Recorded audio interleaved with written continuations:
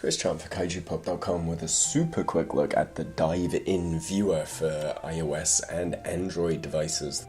This comes to us from Square Enix, has recently launched, and it aims eventually to stream to you a variety of games from Square Enix's back catalogue. Right now, there's not very many.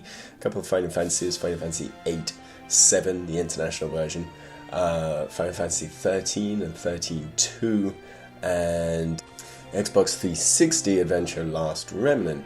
But there's also a few more coming. For instance, Lightning Returns is set to appear on the Surface soon, and interestingly, Murdered Soul Suspect.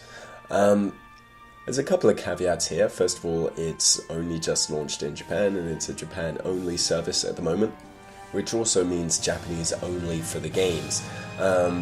But the biggest caveat of all is that, well, you're playing them on iOS and Android devices. There's not even a PC client for this thing, so you are just playing these games streamed from somewhere else directly to your tablet or phone.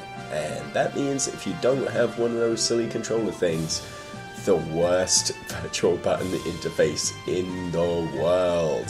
Seriously, this thing looks horrible, is horrible, and really difficult to use. It just screws with your brain. I was playing Final Fantasy 13-2 for a brief while, and there's QuickTime events in that, and being conditioned playing an iOS game with QuickTime events, I was touching the button prompts on the screen, whereas actually I needed to bring up the controller interface and touch the buttons on the controller.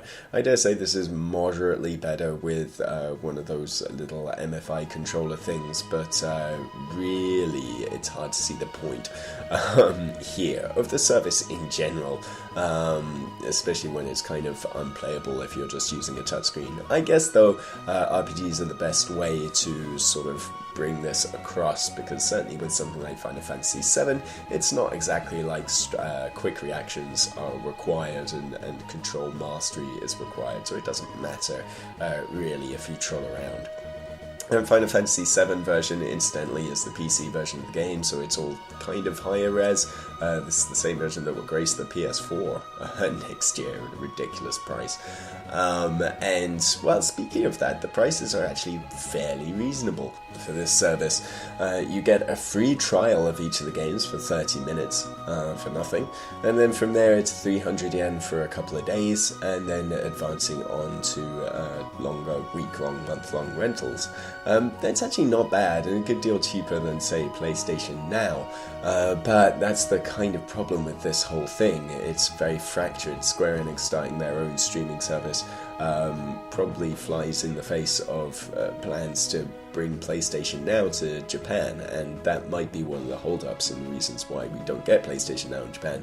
Is a bunch of other publishers and services wanting to start up their own systems for dealing with that stuff.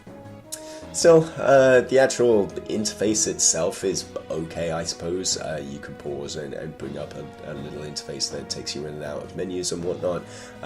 There's an inbuilt achievement system there if you really want that, and it's fairly swish. It's really, really hard to see who would want such a thing. I guess the absolutely dedicated tablet gamer with all the controllers, but I would imagine that those people already have a system to play these games on in the first place, and so don't really feel the need to play them on their phones.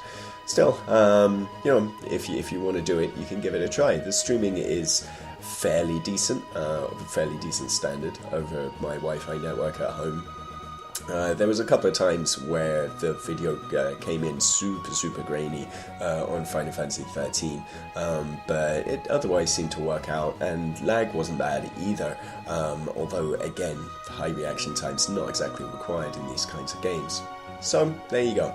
That is the jump-in viewer on iOS and Android. Not particularly recommended, but if you're in Japan, it's free, so give it a look, maybe.